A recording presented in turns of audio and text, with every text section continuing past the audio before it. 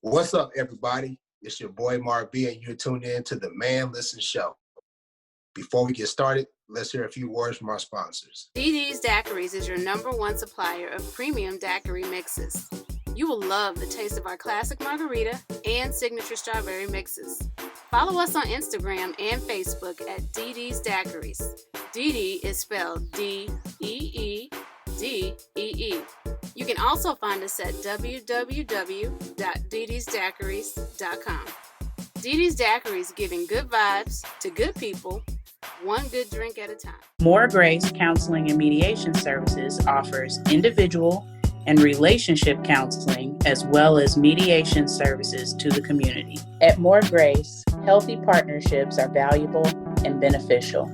Our approach to relationship counseling is through a culturally relevant systems perspective. More Grace offers services virtually for people living in the state of Missouri. Please visit the website www.moregracecounseling.com for more information about our approach to counseling. More Grace Counseling and Mediation Services, where we offer more grace and more healing. Please buy the new book by Arika Nicole Moore, Diabolical Tales of Woe. Diabolical Tales of Woe is a thrilling collection of short horror stories that leave you in an excited trepidation to see what will happen next. Prepare to face one horrific encounter after the next in this captivating novel. You can find this book on Amazon in the Kindle and paperback version. That is Diabolical Tales of Woe by Arika Nicole Moore. I got to kick this thing off. Yeah. Can I kick it off? Yeah. 1, 2, 3, 4.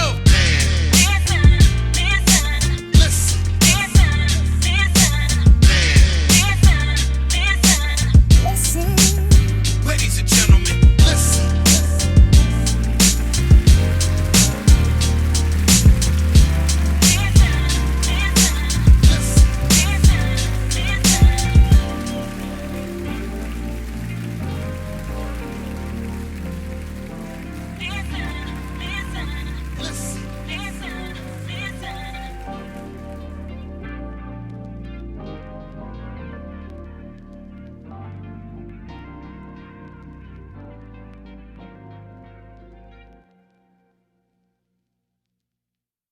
Conversate with Us Radio presents the Man Listen Show. We are the blackest radio show on the internet. We bring you our opinion on topics that affect the Black community in an effort to enlighten, enrich, and empower every brother and sister that falls under the sound of our voice. We operate on a no-hating frequency, so be prepared for us to keep it 100% real and 100% Black all the time. Please make sure you go to our YouTube channel and subscribe to the show. And also make sure you like the show and share the show with your family and friends. Leave a comment on each one of our episodes. Your feedback is always welcome. Also, family, if you like the show, make sure you go to our Patreon. The link is below. We're asking everybody who follows the Man Listen Show to donate $2 a month. $2 a month will help us continue to grow this show and to give you the high quality content that you deserve. Those who donate to the show and decide to support will get access to behind the scenes footage that we don't air regularly. So make sure you go to our Patreon and donate to the show. All right, before we get started, let me go ahead and introduce the crew. C, what's up with you? Hey, what's good? All good, all good. Arika, how you doing? I'm good. Good. Lab, what's up, bro? How you doing, man? What's up, man? I'm doing good. All right, good. Good to have you. So on today's show, we have a somber topic. We're talking about Breonna Taylor. Breonna Taylor is a young sister in Louisville, Kentucky, who was shot and killed by the Louisville Police Department. The 3 officers conducted a no-knock warrant, and they entered the apartment where Breonna Taylor and her boyfriend were asleep. Breonna Taylor's boyfriend, Kenneth Walker, fired upon the officers as they entered into the apartment, striking one of them in the leg. The officers fired back, and Breonna was shot 7 times. This happened back in March. Since then, there's been several protests. Breonna has become a hashtag, and people have been speaking her name, wanting for her to get justice for what happened to her. Yesterday in Louisville, the grand jury announced that only 1 officer would be charged. The grand jury came back with an indictment, and there were no charges for the murder of Breonna Taylor, but one of the officers was charged for wanton endangerment. Basically, the bullets that he shot that went through a wall were more important than Breonna Taylor. So today we'll talk about our opinions on the shooting of Breonna Taylor, the indictment, and the aftermath. What did y'all think when y'all heard the indictment? To me, it wasn't a surprise. I knew that as soon as they started setting up the barriers, they're putting curfews in place. And really, after they did the settlement with the family, I knew the fix was in. So I wasn't surprised, but it still didn't lessen the blow of disappointment that this sister didn't receive the justice that she deserved. I agree 100%. As soon as they put up the barricades and started shutting down all the businesses, what else could it have been, right? You know, they weren't, if there were going to be charges, they wouldn't have done that. So like you said, it was pretty much what was expected, doesn't lessen anything, but also just looking back on it, the whole situation as a whole, and it took a while before they even acknowledged any wrongdoing. I mean, if you look at the police report, there's no mention of anybody getting shot or getting killed or anything like that. So they were just trying to sweep it under the rug from Jump Street. When people started the hashtag, you know, Breonna Taylor, say her name, you know, arrest the cops that killed Breonna Taylor, all that, you know, they felt, I guess, obligated to do a sham grand jury proceeding. And at least they could say we did something. I think that's what they're saying. Yeah, the thing that really pissed me off was there were some news outlets that were saying, well, at least she got some justice. There was no charges for her actual death. Now, the family got paid, but there's also money that went to the Louisville Police Department as well. The attorneys will get money off of that. To me, that's not justice. That's not justice at all. And basically, they fired the one cop. They fired the one and put two on administrative leave.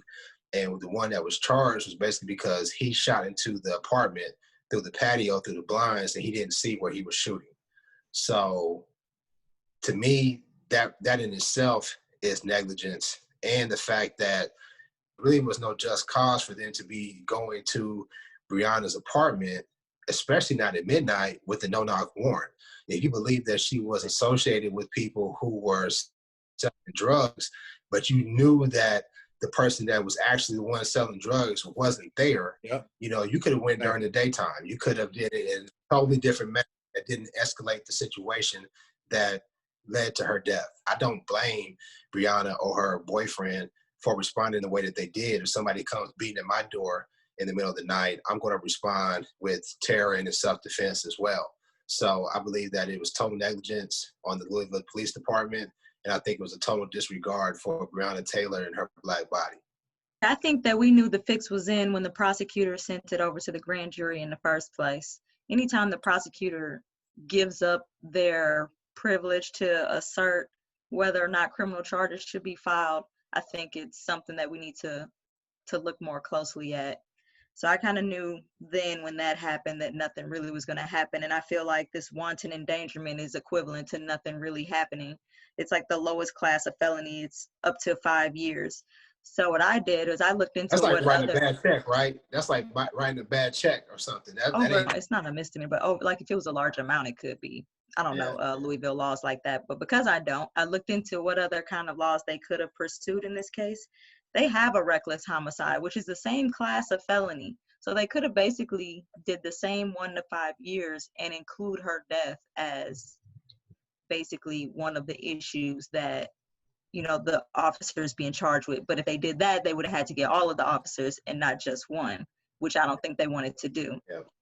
And then so they could have also done manslaughter, which is basically wantonly causing the death of another person, and it's got the same word in it. So obviously, I feel like that one could have definitely applied, and that one is still just a Class C felony. It's only 5 to 10, so he could have still ended up with 5 years. So we think about what we want as justice. We would have been mad if he got either one of those, because they're going to give him the minimal years if he gets any years at all, or they would have just pled him out to the minimal just to prevent him having to go to a jury. But I was on the fence in the beginning because the hard part for a criminal case which you don't have in a civil case. A civil case, the bar of proof is much, much lower. So I only have to prove it's likely that you violated the law or something like that in civil cases. But in criminal cases, you have to do beyond a reasonable doubt, which is it's the highest standard of proof that we have. And so if you can win a civil case more easily than you can win a criminal case. And so I was wondering if they would be able to prove that the officers weren't acting in accordance with their directions from their employers or from their bosses. So if the judge signed the warrant, a no-knock warrant for them to go in there, and they were authorized to do that, then it would be hard to prove that they're individually criminally liable. That would be more like the whole system is liable because no-knock warrants shouldn't be allowed and things like that. But if they were just following directions, it's kind of like, well, if the Amazon guy delivers my package to the wrong address because that's the address he was given, does that individual person have to pay me back? Probably not. That's going to be an Amazon issue. From what I read, they changed it from a no-knock warrant to a regular warrant. And Breonna but Kenneth said, I didn't hear them announce themselves as the police, but the police said, yes, we did announce ourselves. And they knocked down the door with the battering ram. And there's that dispute between the two. Did they announce themselves or did they not? And I'm not giving the cops the benefit of the doubt because they've been known to lie so much in the past. So I'm going to side with the victims on and say that they didn't announce themselves. No, there was nobody cam footage. Nobody, right? They had a witness though. A witness, the guy who lives directly below them, said he heard it, and that's what they used to say it was corroborated by a witness that they announced themselves. I mean, that's what I'm trying to figure out.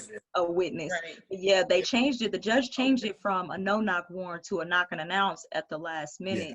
But Kenneth said that they asked who it was, and they were actually afraid that it was her ex-boyfriend that they were looking for, which seems entirely reasonable to me. And then you have his 911 call that says somebody broke in and shot my girlfriend. He didn't say the police did. He called the cops. Right. Obviously, you know who it was. And so when you start looking at all the ways that they violated their own company policies, I think that they have an open and shut case for a murder charge, even manslaughter, because he fired through the blinds without looking. That's against company policy. That's negligence, like you said right there. So that amounts to, wantonly causing the death of another person. His actions led to her death. That's exactly what that means. Then, it's questionable if that no knock or that knock and announce actually happened. Then they sent the paramedic away a few minutes before, which is company policy to have the medic on standby for a no knock warrant or knock and announce. And then they falsified the police report to say that no one was injured. Yeah, the whole time they didn't give her any medical assistance. They didn't even treat her. They were trying to treat the police officer who got shot. So she sat there and coughed and bled to death. Now they tried to say she would have died anyway, but still, you don't know that. So why did you violate and have the ambulance sent away? And maybe that's all went into why they settled the way that they did. Right. And then why did you not even just why did they send the ambulance away, and why did you have her sit there for 20 minutes without receiving any type of, your job is to try to resuscitate people. Even if the ambulance wasn't there, a police officer should have tried to resuscitate her or to, try to do life-saving measurements. According to the police report, there were no injuries though. So exactly, falsified police reports alone should be enough for. Yeah, exactly. Right, that's good enough for everybody involved to be terminated. Yeah, everybody's credibility should be shot. Right, entirely shot. Everybody who signed off on that police report agreed with it, and they shouldn't be administratively transferred. I think the issue is more or less the system, and I think it needs to be them. If not them, it needs to be the next person. But like she said, it's a problem with the system. Marika went to school for 8 years, you know what I'm saying, just to read off and talk about those laws she just went through. So why did they expect the police officer to know that in the middle of the night after going to, maybe 3 months training, if that? I think it's like 6 to 8 weeks in some places. And they actually carry a gun. I don't even care if it's an associate's degree. You need some length of training to learn what you're going to do on the job if other people's lives are going to be at risk. We keep saying there needs to be some type of training. There needs to be a higher standard to be a police officer. And then people give out this sensitivity training. which is Right. ridiculous and nowhere near what actual training and like skills that we expect a normal person to have when dealing with the police. We should be expecting higher standards from them, like similar to the military. They need to be at AIT training camp and all that other stuff that the military has to go through, because those people are being trained to deal with foreigners overseas. We should be getting more training for the people that have to deal with us personally than people who are trained to. The people overseas are getting treated better than us at this point, and that's ridiculous. Yeah. They said that the police officers, and I say they, I read it somewhere, that the police officers who did come back with like some form of combat training and didn't have that fear and had more knowledge about, okay, when does an encounter need to be escalated, they're much better at policing. And I do think that having officers who are more educated, so I'm totally against any more funding going for training for those officers, because it never really goes to the type of training or development that we need, or we don't see it come to fruition. All I think it goes to is this, putting more money into their defense fund and to buying more weapons and stuff that they use to brutalize and harm us. So, and the other problem that I have is that this whole settlement that the family got, I'm not against them getting a settlement because they lost a loved one. It wouldn't satisfy me personally, but I'm not against them getting a settlement. But I am against the taxpayers paying for that. That should have come out like the police pension. That's how you hurt them. You know, we want to defund the police. We want to take, okay, y'all want to screw up? It's going to come out your pension. I bet you that'll make a difference when all this stuff happens. When you start taking it from everybody's pension, not just the officers who are involved, you hit that whole pension fund. Everybody's getting a knock. I bet you they say, hey, man, we need to tighten up out here. Yeah. That's what needs to happen. Now, how do we make that happen? I don't know. Is that, is that introducing some sort of, trying to get our elected officials to introduce some sort of legislation?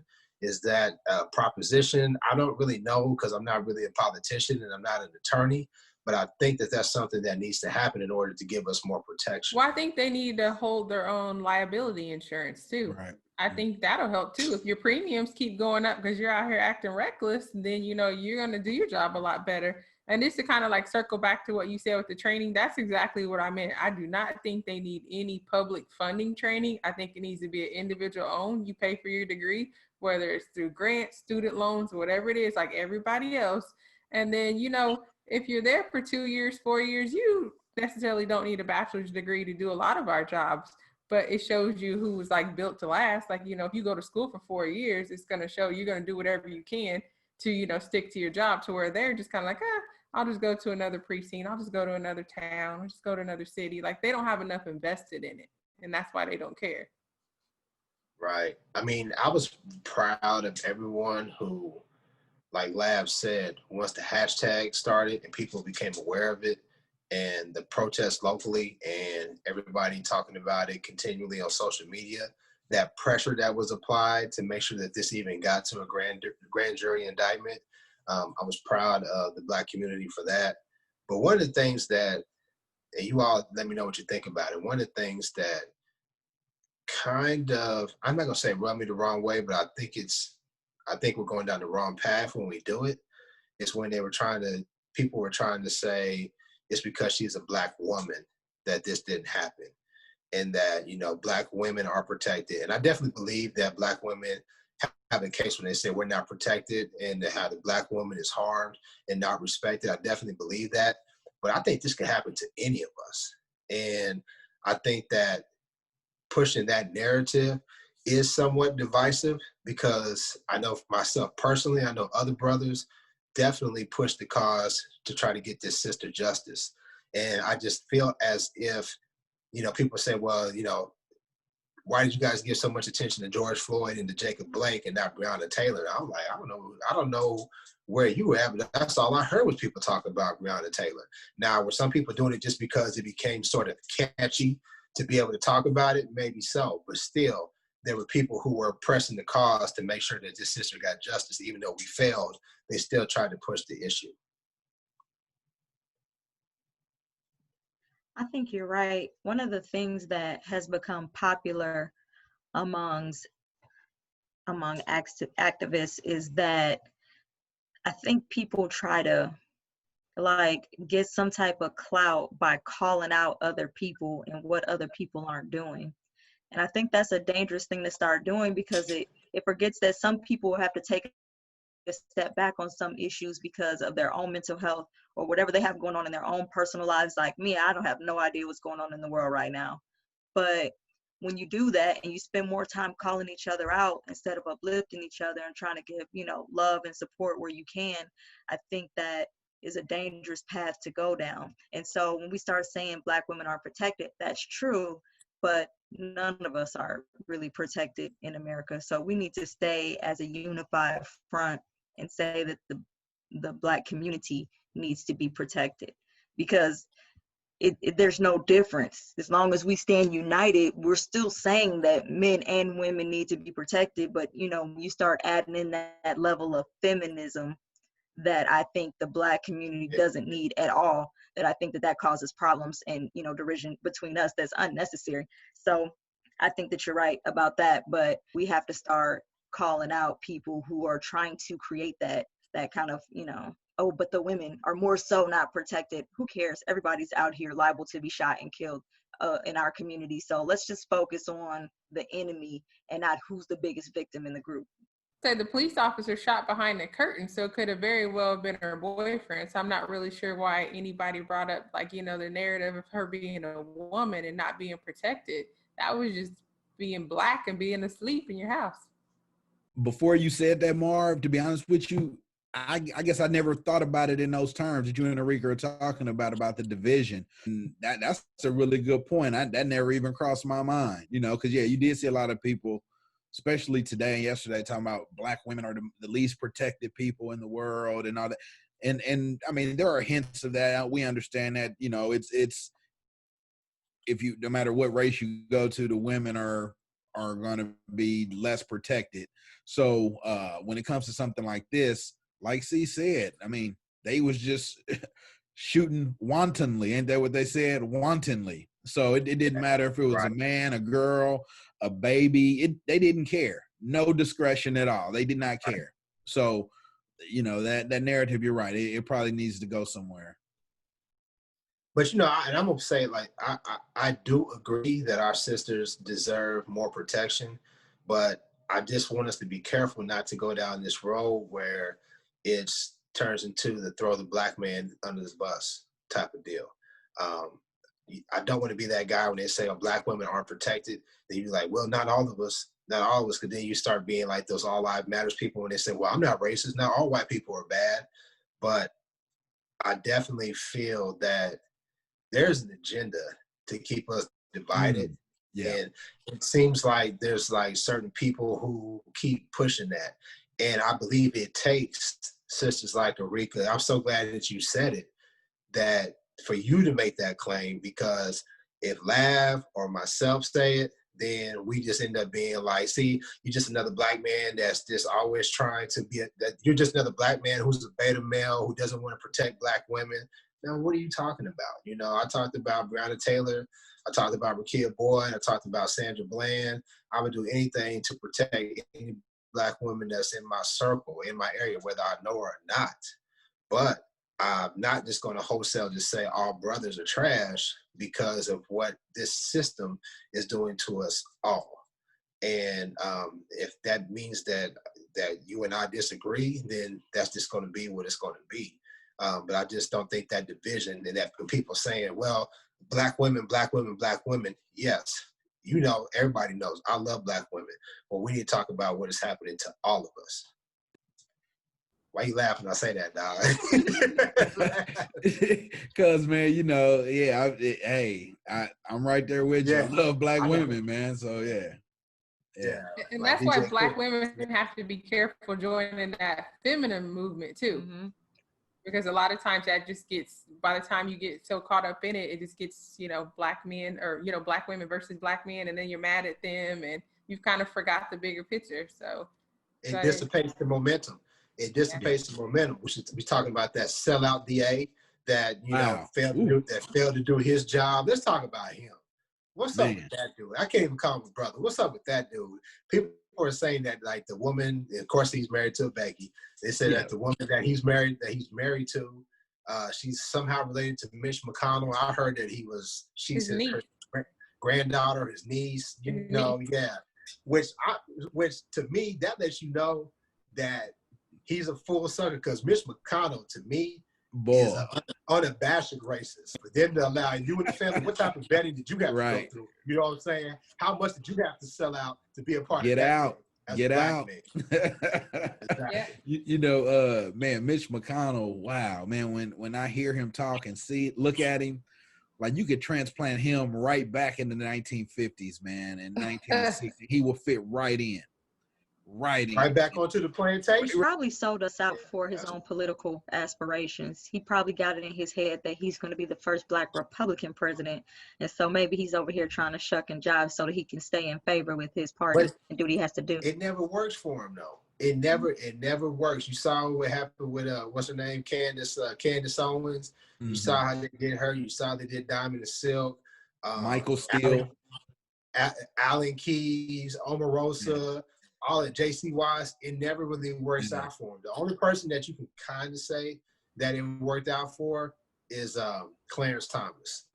And he just sits and just nods his head and is a good boy and just votes along with, you know, with the Republicans. So ultimately, I think the lesson that we need to learn is that we don't need to be satisfied with having a Black face in a political position, because that's when you get clowns like this dude in Louisville. That's when you get clowns like Sheriff David Clark. You remember when we talked about Wisconsin being horrible? Yeah. We did a whole show about that. When we talked about Baker Blake, we forgot to talk about Sheriff David Clark and how he was the sheriff of Milwaukee. You know what I'm saying? And that was a grade A sellout right there. So we definitely need to, you know, be more politically savvy and not just be fooled with, okay, a Black face. Because I think a lot of hustlers are starting to get this. Y'all heard that chick, Kim Klacik? I think her name is Kim Klacik. She's in Baltimore. And she's been running for the one that was marching through with the hood with the heels or whatever. Yeah. Stomping with them two big heels around, and she's been going and trying to get that I think it's a U.S. representative position, and basically calling out the Democrats. And don't get me wrong, I definitely feel like the Democratic Party needs to be called out, but I'm not going to be fooled into the whole Candace Owens, Kim Klacik, Kanye spiel about how the Democratic-led cities are letting us down. All y'all letting us down. You know what I mean? So it's up to us to get together and come up with something that we want to improve our condition. I agree. And I think that as far as Mitch McConnell goes, it's chestnut checkers, and they're playing a much better game than the Democrats. They don't necessarily care if it's a Black face or a white face in key positions, as long as that key position is voting with them and doing what they tell them to do. And they have more people in place doing exactly what they're told to do. They've got more puppets than the Democrats do. And that's why the Democrats are constantly losing. And that's why, even though they're not doing anything for us, we can't seem to get that goal of having a bunch of Democrats in place that we keep seeking, that I have no idea. I think we're all going to be disappointed when we have all these Democrats in place and the Democratic Party still doesn't do anything for us. We're going to be like, okay, now what? But that's the current goal, it seems like, and the Democrats are sucking at doing their job of putting people in place to be successful. They're marrying their daughters off to people who are key, decision makers. And maybe his niece ain't nobody. Maybe she has no background, no education, no history. So if this Black man is willing to boost her up on his shoulders and take her, to the Senate or whatever, where she's going to be, a millionaire, they win, because their bloodline is still going to be wealthy. His income and his wealth and whatever he achieves, that still goes back to them and their family. So they just play a much better game than we do. And I use the term "we" very loosely. I'm not a Democrat. I don't know what I am. Well, yeah, and the Democrats, they fold like shirts, and the Republicans show that they don't care about wielding power. They're like, we in power, we're gonna wield power. There's not gonna be any compromise or any type of conciliatory gestures or anything like the Democrats have been known to do. They just like, look, we're going to maintain this power. Yeah, we held up that Supreme Court seat when Barack Obama had it at 8 months out, and here we are 3 months out, and the seat is open. We probably should hold it, but guess what? Now we ain't doing that. We're gonna fill that seat. So it's a tough game, and the Democrats just don't play it well. But all that being said, I still don't want Trump in office. I need him out. So by process of elimination, I'm voting for Joe and for Kamala. But that's just because Trump is just that horrible to me. Did you just see that commercial that they just put out with the strippers on Was the that pole? real? Take your booty. Yes, it was real. Take your booty to the pole. They I had did not know that was tummy out real. front. Yeah. That's Of all. course. Get I your thought booty to Lab the was pole. being funny. Get your booty looked to like the a parrot. pole. Yeah. Yeah, but I Yeah, didn't it know that the real. Democrats were backing that. I thought somebody was just being funny. Talking about take your booty to the pole. Now, how insulting is that? You got this P Valley knockoff commercial talking about take your booty To the pole, yeah. Yeah, that's worse. I think it's more embarrassing that you could probably reach a lot of us with that commercial than the commercial itself. I don't know that I forwarded any other commercial though. I mean, seriously, think about that. You haven't discussed a single other voter register to vote commercial. We have. I mean, seriously. I got it several times. Yeah, right. That's what I'm saying. Exactly. Oh So that's crazy. I'm really offended. If it works. I mean, it's insulting. It's insulting. I mean, it is. They wouldn't do that to. They don't do that to any other type of demographic. They don't do that to the Hispanics, and Hispanics don't even vote for them. Final statement.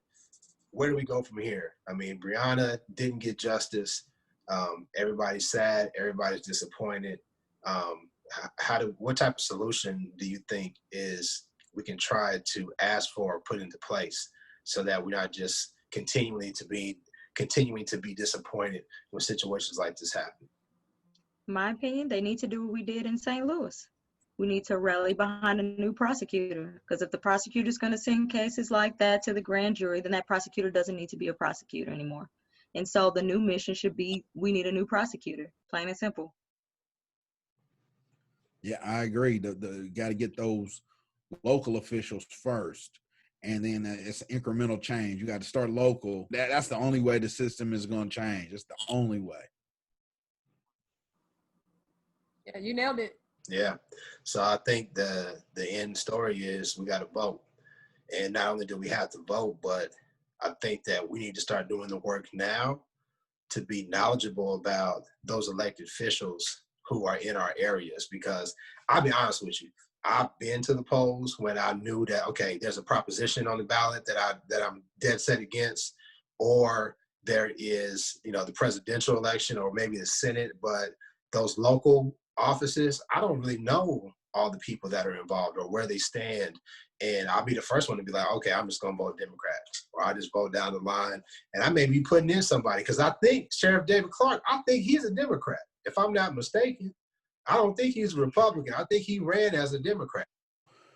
You mentioned the local election. I mean, in a lot of jurisdictions, they put judges on the ballot too.